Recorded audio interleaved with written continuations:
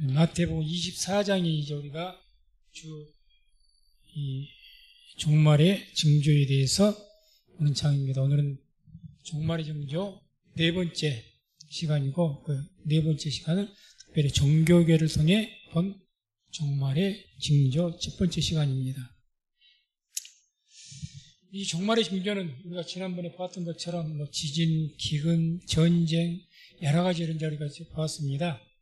오늘은 이제 그 종교계, 이 종교계의 어떤 마지막 때 징조를 어떤 성경에서 주님께서는 다 말씀해 주고 계십니다.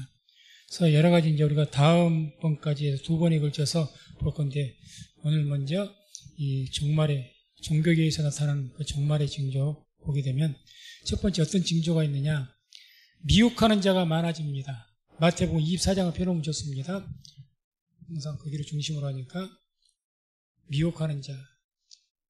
그래서 마태복음 24장 5절을 보면 이런 말씀이 나옵니다.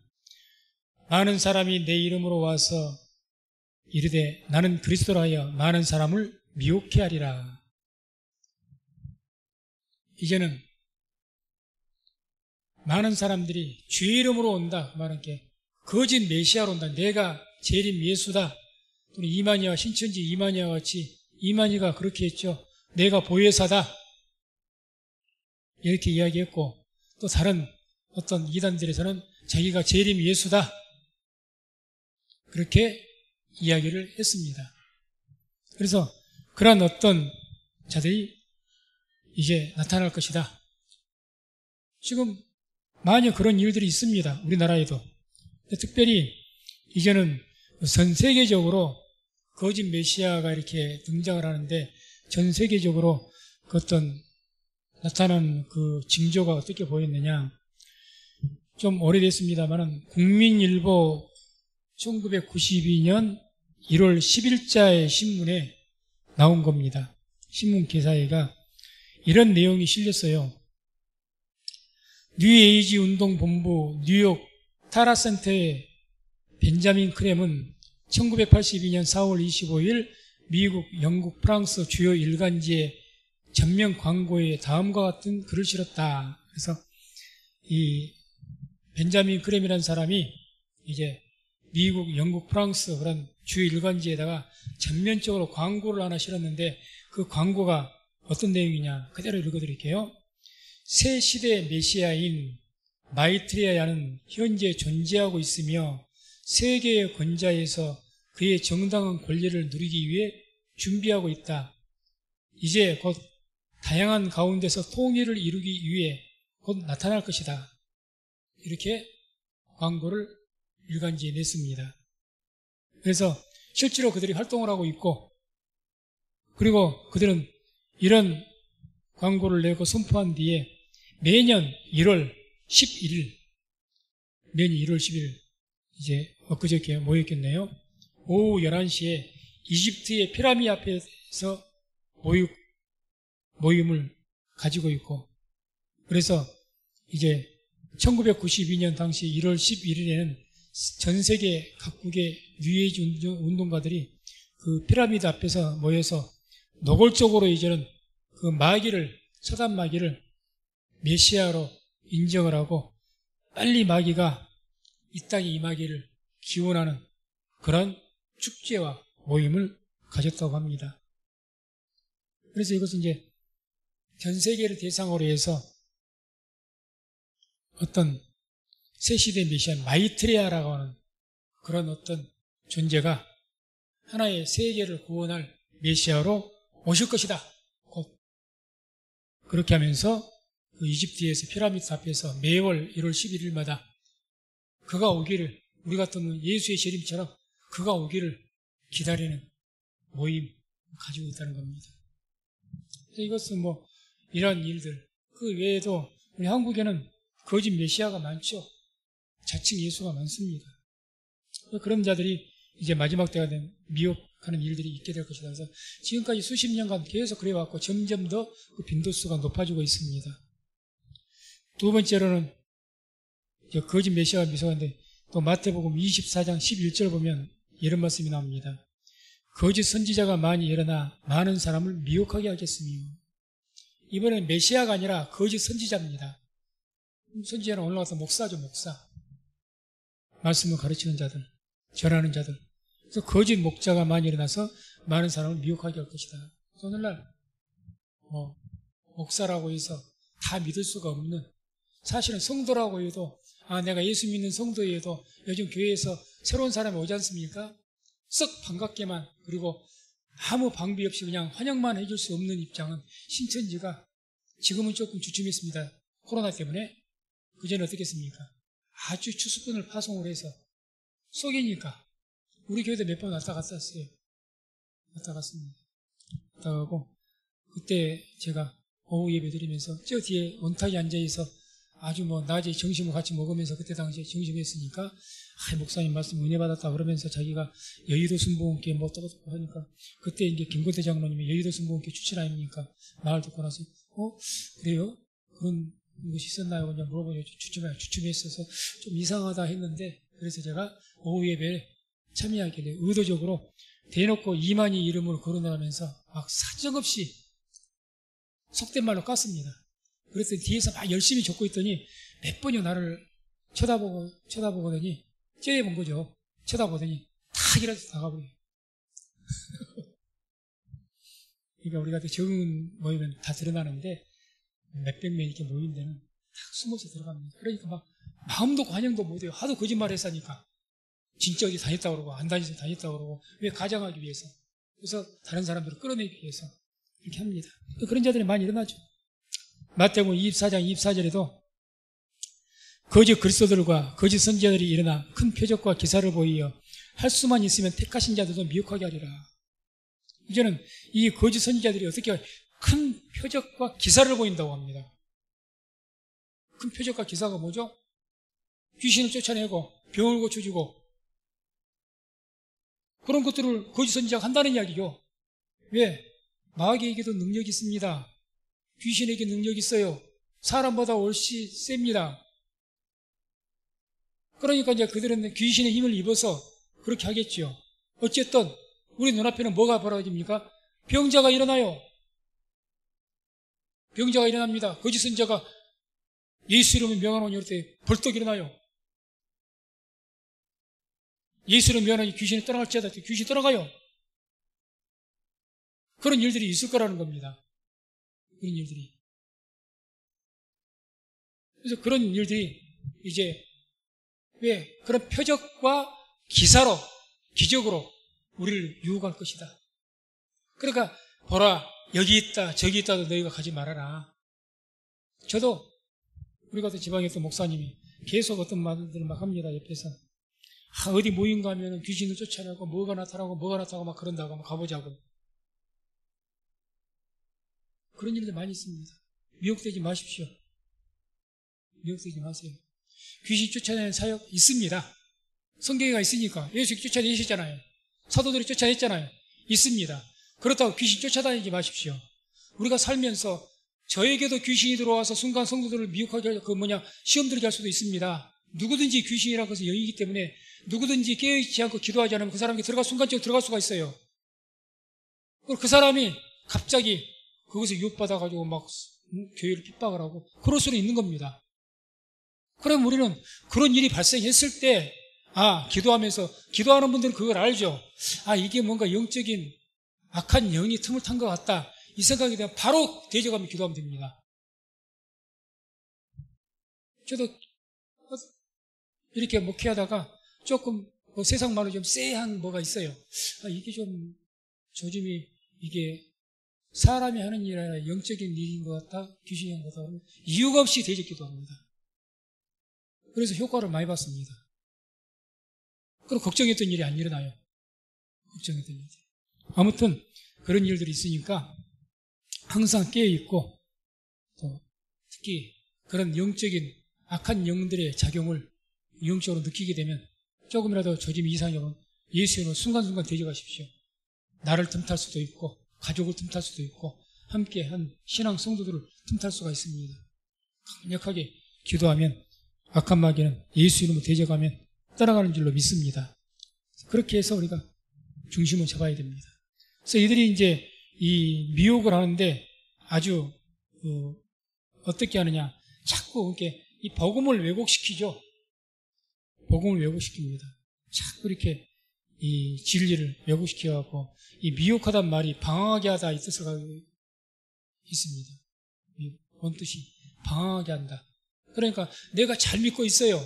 그동안 잘 믿었다고 생각했습니다. 근데 갑자기 방황하게. 그게 대표적인 사건이 구원파 사건이죠. 구원파가 와서 잘 믿고 있는 사람한테 너 예수 믿어?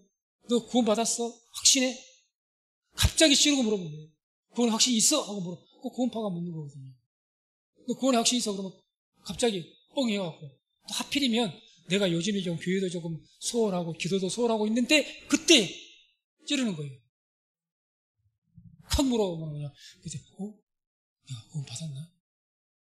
그전에는 막 은혜가 있을 때는 내가 구원에 확신이 있고 맞아 강도 바라봐도 평생 강도 짓을 때 바라봐도 주님께 회개하는 순간 구원받았는데 이미 택한 백성은 예수 영접하면 어떤 죄라도 다 사해주고 구원받은 줄 알고 그전에는 믿음이 구원의 확신 가운데 충만해서 할렐루야 하고 살았는데 요즘에 내가 뜸하고 있는데 그것을 사단이 그냥 둡니까? 너 구원의 확신 있어? 딱 물어보면 거기서 움찔해갖고 내가 이렇게 구원받을까? 내가 어떻게 해서 구원받는 것 아닙니다. 내가 죽을 죄를 진홍같이 붉은 죄를 지었을지라도 택한 백성은 예수 믿는 것이 확실하면 영접한 것이 확실하면 그 사람은 구원받은 줄로 믿습니다.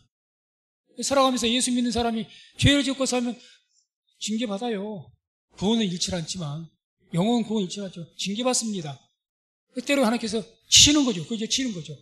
죄를 지으니까 이스라엘 백성들 광야에서 얼마나 많이 매를 맞았습니까? 치시는 거죠. 병으로 치시고 사건으로 치시고 삶 속에 고통받게 하시고 회개하라고 그렇게 하는 거예요. 그러나 우리가 영혼의 구원은 잃지 않습니다. 잃을 수가 없는 거예요. 예수님 때문에 구원받은 거니까 믿음으로. 그런데 갑자기 찌르는 거예요. 그렇게 해서는 구원 못 받아. 안식일 교회에도 그 조사 심판이 있잖아요. 그것 때문에 그 누굽니까? 유명했던 그 박사 갑자기 이름이 생각이 안 나네요. 건강 박사 회개했던 분. 안식일 교회 유명한 분이죠. 우리 간지교도 나왔지 않습니까? 다니엘 교대. 그분도 조사 심판 때문에 자기가 아는 여집사가 암에 걸려가지고 와서 박사님 제가 이래가 구원 받을까요? 답을 못 해준 거예요. 목사님한테 물어봐라. 안식일교. 그런데 그 답을 못 하고 조사 심판을 받아봐야 한다. 네가 구원 받을 것은 네가 아무리 신앙생활 지금까지 잘했어도 하나님의 나라의 심판 앞에서 심판을 받아봐야 한다. 우리가 심판을 그런 하나님의 그것에 심판을 받습니까? 안 받습니다. 믿는 사람은. 예수를 믿는 사람은 하늘나라에서 구원의 심판을 받는 것이 아니라 뭐의 심판 받습니까? 상급에 대한 심판 받습니다. 상급에 대한. 그러나 상급이 없으면 부끄러운 구원을 얻는 거죠. 아무튼 그렇게 해서 자꾸 실족을 시킵니다. 방황하게 만들고 그게 말씀에 끼어 있어야 되죠. 확실하게. 그래서 이제 그 2002년도 2월 13일 날 그 한국경제신문에는 또 이런 말씀이 나왔어요. 참 세상이 그 진리로 이제 진리를 막 미혹하니까 개신교 배타성의 뿌리를 잘라라 이런 제하에 어떤 글을 실었는데 그게 어떤 사람이었느냐? 한신대학교 김경재 교수라는 사람입니다. 신학대학교 교수예요. 이 사람이 크리스찬 아카데미 원장입니다. 그래서 개신교의 배타성의 뿌리를 잘라라. 그래서 어떤 이야기했는가 하면 기독교가 예수 때문에 망한다고 합니다. 저도 이 사람의 강의를 들었습니다. 예수 때문에 예수 신앙만 가지고 고집하지 마라. 그러면 배태된다. 이제는 함께 할 수가 없다. 예수를 믿는 것 좋은데 그것만으로 고집하지 말라고 이야기합니다. 그 배타성이다. 우리는 유일한 구원 아닙니까? 하나님 외에는 다른 신이 없잖아요. 그러니까 그 유일한 신앙인데 배타성이라는 것이 그런 외골수적인 신앙 갖지 말라는 거예요. 그 뿌리를 자라라는 겁니다. 그래서 교회가 오늘날 이렇게 됐다. 같이 다른 종교도 인정을 해주고 화합해라. 내용은 그거예요. 지금 신학교 대학 다닌 사람이 그 교수란 사람이 그랬어요. 그 뒤에 이 사람이 잘렸는지 어쩐지 그까지 내가 확인을 안 해봐서 모르겠습니다만 유명한 교수였거든요. 타종교를 좀 포용해라. 다원주의적인 다른 신앙도 존중을 해주는 우리만은 구원이 있겠느냐. 다른 것도 구원이 있다. 이따위 말했던 사람이 한신대학교 교수예요. 한신대학교. 그 다음에 2007년 8월 20일자 국민일보에는 또 이제 뭐 교회 일치, 새 키워드는 상생이다. 상생. 우분투란 말을 쓰는데 우분투란 말은 공동체 정신이다. 이것도 비슷한 이야기죠. 그래서 이 22개국, 세계 그 22개국 나라에서 신학자들이 모였던 것인데 온 세계 에큐메니컬 그 교회 연합에 대한 운동가들입니다. 그런 신학자들이 비정부 기구, 그것도 NGO 그 단체 거기에서 이제 주최를 했는데 당시에 2007년 8월 12일에서 17일까지 전남 장성 한마음 공동체 거기에서 신학의 변혁과 생명을 부여하는 운명 심포지움 해가지고 거대하게 열었습니다. 거기서 한 말이 다 바로 이 말이에요. 또 똑같은 말입니다. 서로 상생하자. 왜 기독교는 오직 구원이 예수밖에 없다고 그러고 신은 하나님밖에 없다고 그러느냐? 여기에 이제 카톨릭들이 앞장섰죠. 카톨릭 성경은 다시 한번 말씀드리지만 카톨릭 하나님이라고 절대 성경이 안 씁니다. 하나님은 유일하신 하나님 한 분을 말하거든요. 하느님이라고 되어 있습니다. 카톨릭 성경에 하느님이에요. 다릅니다. 하나님과 하느님은 우리 한글에서 달라요. 하느님은 하늘님에서 따온다. 하늘님. 그러니까 모든 신을 다 인정하는 겁니다. 그게 여호와 신일 수도 있고 마호메트도 될 수가 있고 부처도 될 수가 있고 다 이름만 다를 뿐이지 같은 하나님이다 이렇게 가르쳐요. 그래서 하느님이라고 합니다. 우리 신앙 완전히 카톨릭은 우리 기독교 아닙니다. 그 무슨만 옛날에 무슨만 흉내를 냈지 신앙의 내용 완전히 다릅니다. 그들 교리가 달라요. 하나하나 다 말씀드릴 수 없지만 지금 그런 운동이 되고 있고 2011년 5월 13일에는 국민일보 봤더니 미국 장로교단도 심지어 동성애 목사를 허용했답니다. 장로교단에서. 장로교단. 미국은 침례교단이 세거든요. 거기가 보수고 강합니다. 꼭 우리 같은 장로교단 같아요. 지금 우리나라 장로교단, 특히 합동측이, 개혁측이 굉장한 보수신앙이거든요. 통합측보다. 신앙적으로 저는 그 합동측을 따릅니다. 항상. 거기를 좋아하고. 근데 미국 같은 경우는 침례교단이 그래요. 침례교단. 장로교단이 좀 흐물흐물해가지고 동성애 목사를 허용했답니다. 안수를 준 거죠. 기가 막힌 일이죠. 2017년 9월 5일에 국민일보 보게 되면 서구 개신교인 종교개혁 정신서 멀어지고 있다. 이런 제목의 기사가 실렸는데 이제 통계를 봤더니 오직 믿음으로 구원 얻는다. 이 신앙 가진 사람이 46%밖에 안 돼요. 미국이 기독교 국가 아닙니까? 교회 다닌 사람 중에 46%만 오직 믿음으로 예수로 구원 얻는다. 그 외에는 뭐라는 거예요? 다른 교회도 구원이 있다는 것 아닙니까? 다 52% 이상이 믿음만 아니라 행함이 있어야 구원 얻는다 이렇게 말을 해요. 행함. 그러니까 내가 예수만 잘 믿는다고 예수 있게 내가 믿는다고 구원 얻는 것이 아니라 내가 선행을 해야 구원 받는다. 쉽게 말하면 예수 믿어도 거짓말하고 살인하고 그런 강도짓하고 그러면 지옥 간다 그 소리예요. 맞습니까? 세상의 윤리나 도덕성은 그거 맞을 것 같아요. 또 그래야 될 것 같아. 근데 성경은 그렇지 않습니다. 강도고 살인범이든지 됐지 간에 회개하고 예수 믿으면 다 영혼은 구원받는 줄로 믿습니다. 그러니 예수 믿는 것이 구원이죠. 이게 개신교의 온전한 신앙이죠. 근데 그게 46%밖에 안 돼요. 10명이야 5명도 못 돼. 반도 못 돼. 우리나라는 과연 어떨까? 우리나라는 더 심할 것으로 봅니다. 저는. 더 심해요. 더 심해요. 조사는 안 해봤지만. 다음에 이제 이 종말의 징조 크게 두 번째는 불법이 많아진다고 말씀합니다. 불법. 마태복음 24장 12절 보면 이런 말씀이 나옵니다. 불법이 성함으로 많은 사람의 사랑이 식어지리라. 그래서 불법이 성한다, 많아진다는 거죠. 그래서 이 불법이라는 단어가 아노미아인데 원뜻은 법이 없다는 뜻입니다. 법을 어긴다는 의미가 아니라 성경의 헬라의 아노미아 그 단어의 원뜻은 법이 아예 없는 무법자, 법이 없어요. 그게 많아진다. 그러니까 믿음으로 구원 얻는 것인데 그 믿음의 기준이 이제 없어져요. 이게 성경의 진리가 뭡니까? 오직 의인은 믿음으로 말미암아 살리라. 믿음이 우리의 유일한 구원의 법이거든요. 진리고. 이게 흐물흐물해져요. 그게 없어. 기준이 없어. 이제 성경은 캐논이라고 그러거든요. 캐논이라는 것은 표준, 잣대 이런 의미인데, 이렇게 모든 진리에 대한 잣대, 세상에 있는 잣대를 어디에다 하다 성경을 보고 비춰야 되죠. 성경에다가 성경을 보고 이 말이 맞는지 안 맞는지 봐야 되죠.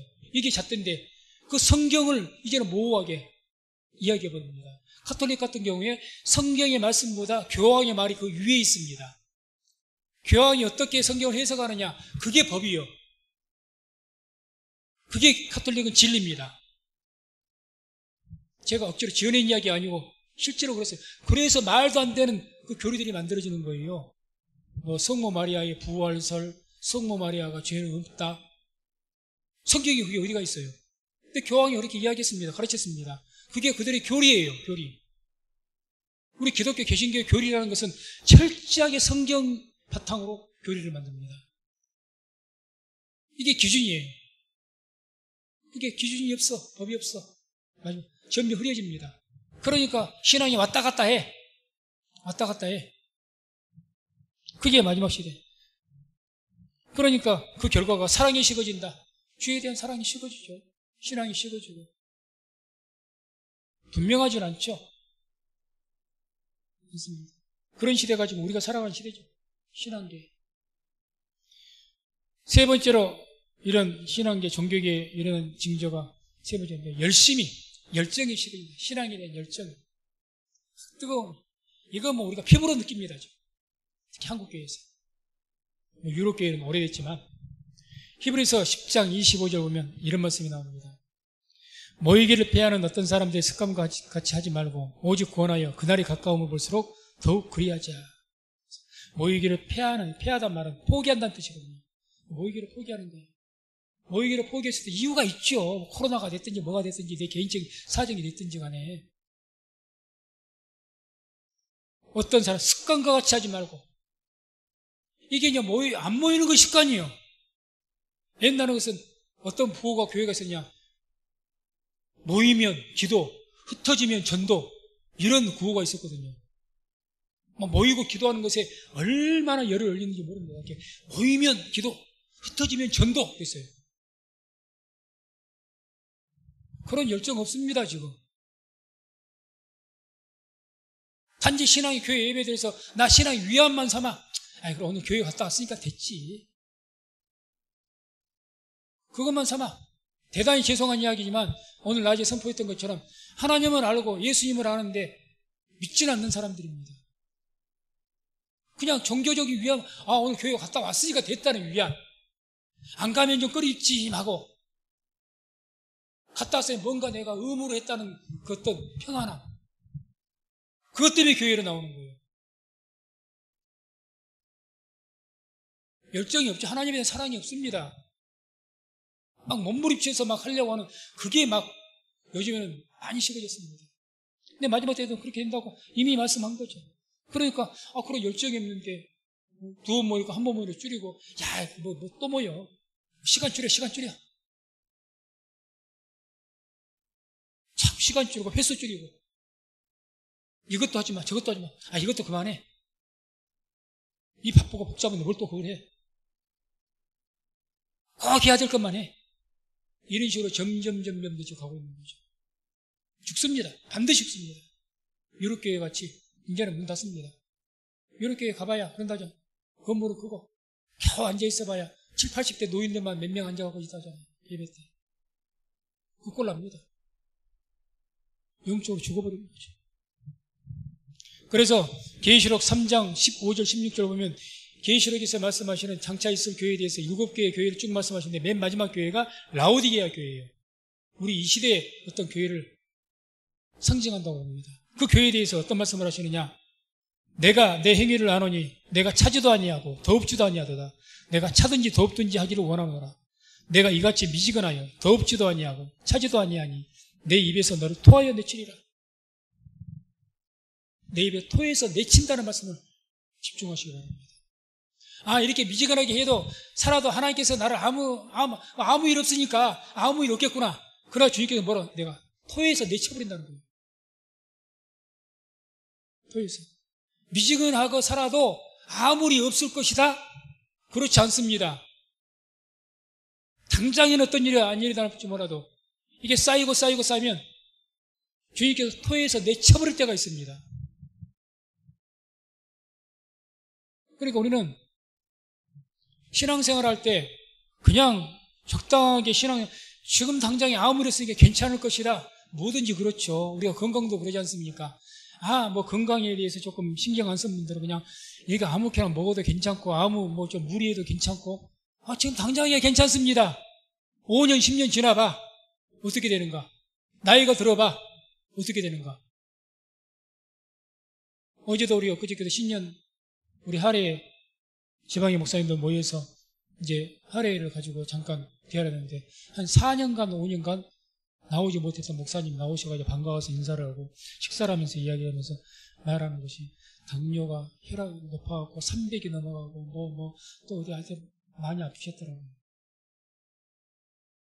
그분 이야기도 그래요. 자기가 이럴 줄 몰랐대. 젊을 때는 다 젊고 과시하거든요.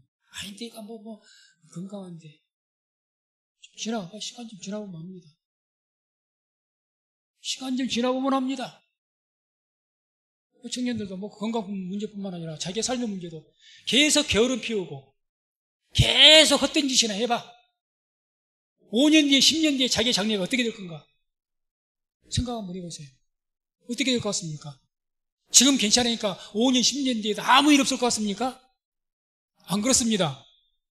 당장에 이제 그때는 이제 내가 힘들어져 버립니다. 세상에서 뒤처져 버리고 낙오돼 버립니다. 지금 좀 편하니까 좋죠.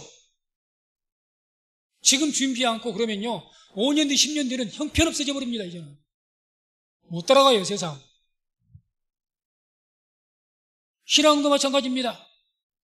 지금 기도 안 해도 그 당장에 문제 없어요. 예배 좀 대충 들어도 괜찮아요. 한 5년 10년 괜찮아요. 정말 마지막 때가 되었고 악한 마귀가 기승을 부릴 때가 돼봐. 어떻게 되는지. 그러니까 깨어있으라는 것 아닙니까? 깨어있으라. 계속 우리를 갖다가 흔들어 대는 거죠. 깨어있어야 됩니다. 깨어있어야 됩니다. 열심히 식어지는 것. 내가 하나님에 대해 열심히 요즘 식어졌다. 정말 뜨겁게 회개해야 됩니다. 주님께서 나를 위해서 울지 말고 너와 너희 자손들을 위해서 울어라 그래서. 나를 위해서 울지 말고 주님을 위해서 주여 주여. 신앙생활 안에서만 주여 주여 하지 말고 자신을 위해서 좀 통곡하시기 바랍니다. 신앙을 위해서. 내 가족 자식을 위해서. 그게 주님께서 말씀하신 거죠. 너와 너희 자손을 위해서 울어라. 지금 우리가 그래야 됩니다. 참. 네 번째로 종말의 징조에서 경고하셨던 것이 이제 신앙 자체가 왜곡이 됩니다. 삐뚤어져요. 누가복음 18장 8절 보면 이런 말씀이 나옵니다. 함께 말씀을 합독합니다. 내가 너희에게 이르노니 속히 그 원한을 풀어주시리라. 그러나 인자가 올 때에 세상에서 믿음을 보겠느냐. 이게 이제 그 악한 재판관 비유거든요. 예수님께서 비유를 들었어요. 기도에 대해 하라고 말씀하시면서 악한 재판관. 과부가 재판관에게 날마다 가서 나의 원한 좀 풀어달라고 하는데 과부 돈도 없고 그런 걸 말 들어주겠습니까? 그런 악한 재판관도 날마다 가서 쫓아가서 나 원한 좀 풀어달라고 하면 귀찮아서라도 그 원한 풀어줄 것이다. 그런데 하물며 선하신 하나님께서 너희들이 그렇게 강구하는데 안 들어주시겠느냐? 들어준다는 겁니다. 그런데 마지막에 뭐라고 하십니까?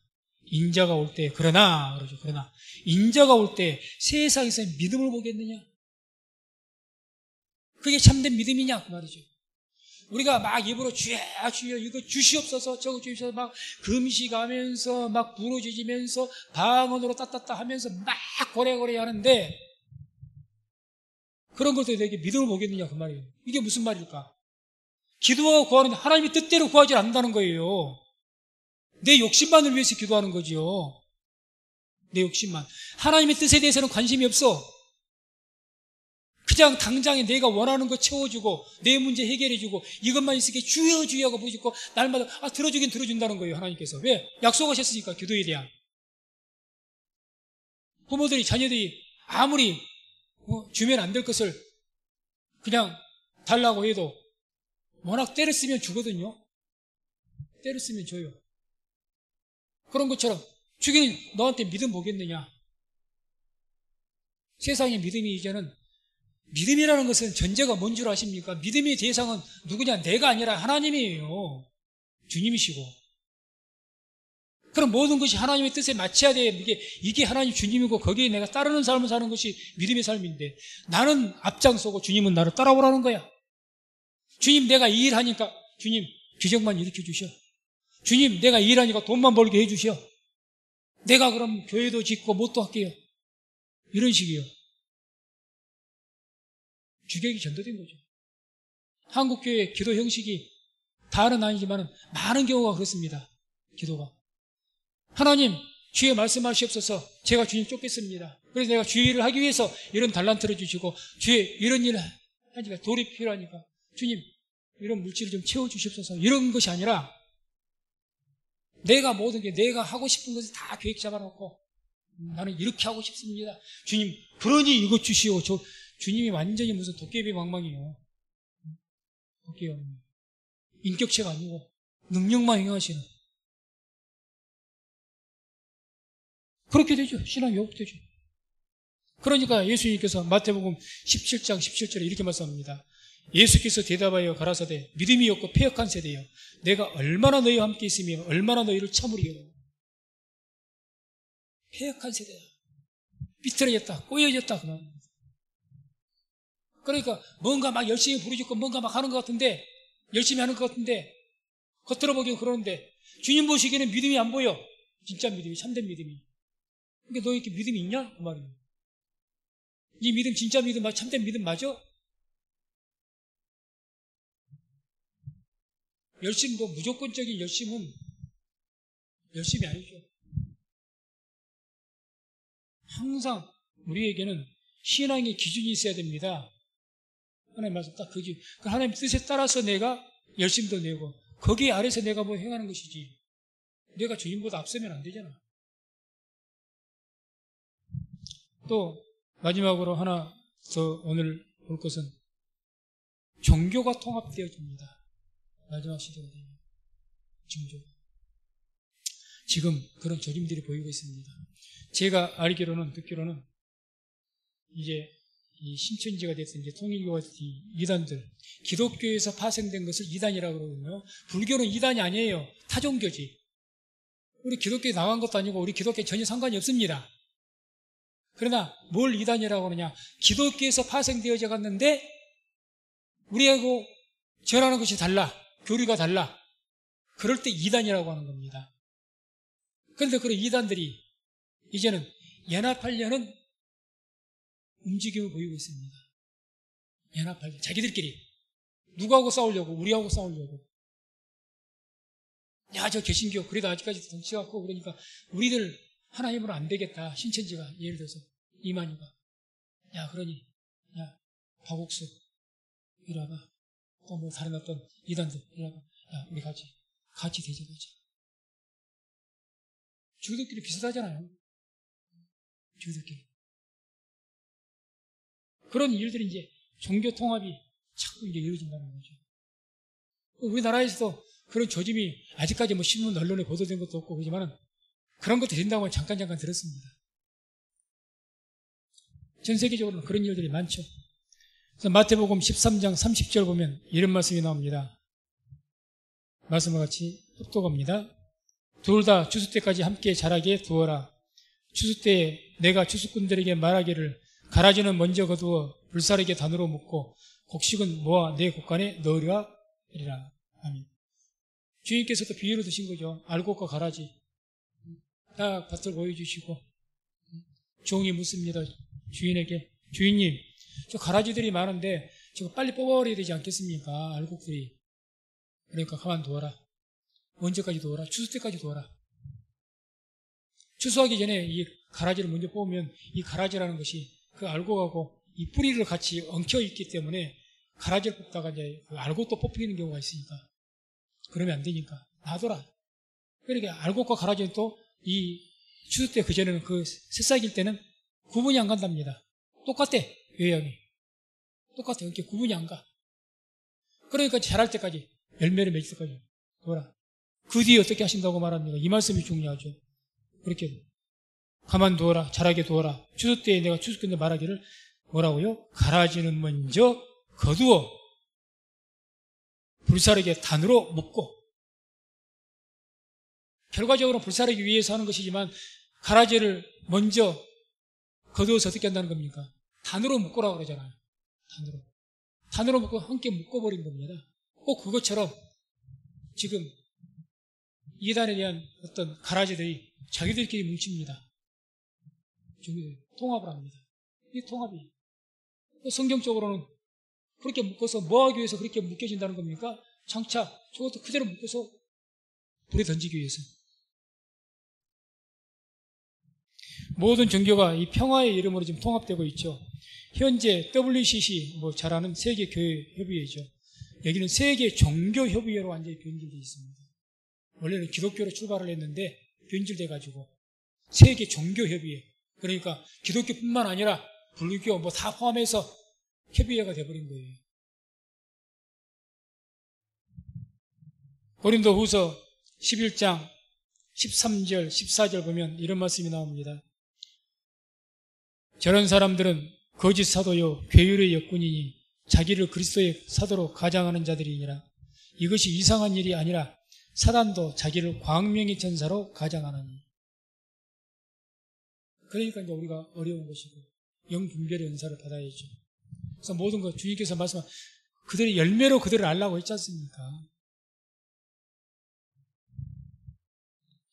괴율, 말로 속이고 사기 이 뜻입니다. 1997년 3월 16일자 조선일보에는 이런 내용의 제목이 기사가 났습니다. 기독교, 불교 등 6개 교단 무녀와의 샤머니즘 대화회장 개회. 그래서 한국에 있는 종교 지도자 회의, 여기에 기독교도 들어가 있습니다. 목사들도. 이들이 300명 정도 참석해갖고 모여서 묵도하고 예배도 드리고 그렇게 했습니다. 2000년 1월 15일자 조선일보에는 교황 요한 바오로 2세가 이런 말을 했습니다. 진리의 씨앗은 다른 종교에도 있다 그랬습니다. 교황 요한 바오로 2세가 진리의 씨앗은 오직 우리 기독교 신앙으로는 성경밖에 없죠. 기독교밖에 없죠. 그런데 뭐라고 했느냐? 다른 종교에도 있답니다. 이게 좀 완곡하게 표현해서 그런 것뿐이지 다른 말에 다른 곳에도 구원이 있단 말과 다른 것이 아닙니다. 똑같은 이야기죠. 2000년 2월 26일자 조선일보에는 이 교황 요한 바오로 2세죠. 콥트교, 정교회 또는 이슬람 이런 곳까지 돌아다니면서 화해하는 종교적 화해하는 순방의 길을 갔습니다. 이슬람 교회까지 모든 종교마다 찾아다니는 거죠. 달라이라마도 만나고 다 만나면서 교황이 지가 아버지 행세하고 그래 우리 네가 믿는 신이나 내가 믿는 신이나 똑같은 하느님인데 다 같은 하나님 믿는데 하나님이라고 안 합니다. 하느님인데 영어로도 영문에도 하나님이라고 표현했을 때 영문에 대문자로 God 가시라고 되어 있습니다. 그런데 그냥 일반 하느님이 했을 때는 소문자로 갔었습니다. 소문자로. 그리고 복수용으로 써요. 복수용으로. 왜? 하느님은 여럿이니까 하나님은 유일신이니까 단수고 갓 소문자는 복수고 그렇습니다. 복수로 씁니다. 다르죠? 그렇게 다른 것도 있다. 가톨릭이 앞장서 그러죠.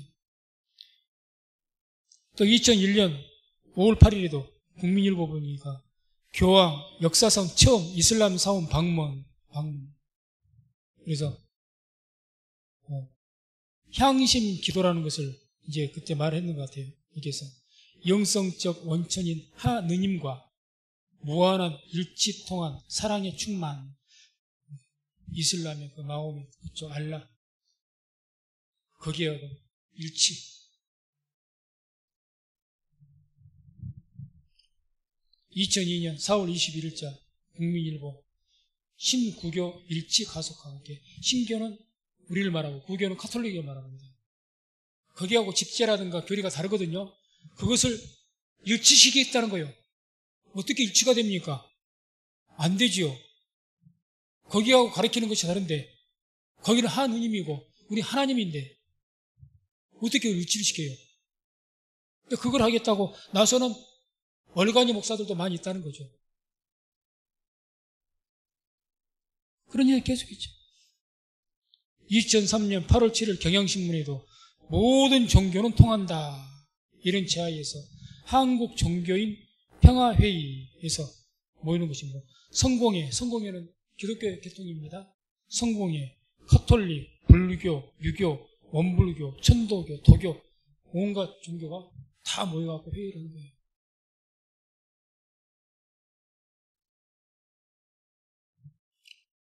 (2005년 8월 3일) 날 한겨레신문 제목이 이런 제목이에요. 기사가 오늘 성경 말씀은 법문으로 할까요? 오늘 성경 말씀은 불교 경제도로 할까요? 그 이야기예요. 이게 뭔 소리냐? 미래에서 온 교회라는 교회입니다. 교회예요, 교회. 최명진, 이무진 목사라는 사람들이 두 사람이 합동으로 해서 개척을 했던 것 같은데, 그 교회에서 한 이야기예요. 그렇게 해서 오늘 성경 말씀 법문으로 할까요? 어제는 성경 말씀 가지고 설교를 했는데 오늘은 불경을 가지고 할까요? 성경과 불경을 같이 쓴답니다. 미래에서 온 교회랍니다. 미래에서. 그게 최명진, 이무진, 실질적인 목사야. 아마 그 이후에 아마 교단에서 퇴출됐겠지만. 2006년 3월 8일 한겨레신문 이슬람 선교사가 교회에서 설교를 했답니다. 교회 초청받아가지고. 향림교회 조훈정 목사 심원, 장로교회 구성이에요. 향림교회. 여기 제법 큰 교회거든요. 사회운동을 많이 하는 교회입니다. 흔히 우리가 말하는 예장, 기장이 있는데, 기장 측은 기독교 장로교, 그쪽 측은 굉장히 사회운동을 많이 하거든요. 사회운동. 거기 관심이 많고. 이슬람 선교사가 불러다가 설교를 했답니다. 선교사가. 성도들에게. 뭘 했겠습니까? 이슬람 선교사가. 아무튼, 이외에도 많이 이 기사나 현재 돌아가는 걸 보게 되면 이런 일들이 많이 진행되고 있고, 이제는 지금은 그렇게 교회가 다른 종교도 인정을 해주고, 또 그런 사람들만 길을 겨루고 인정을 해줘야 믿음이 약하고 그런 쪽에서는 교회를 좋게 봅니다. 지금은 오직 구원, 오직 예수 환영 못 받습니다. 환영 못 받아요. 굉장한 어떤 고집스럽고 그런 단체로 봅니다. 앞으로 더 그럴 겁니다. 점점 더 그럴 겁니다.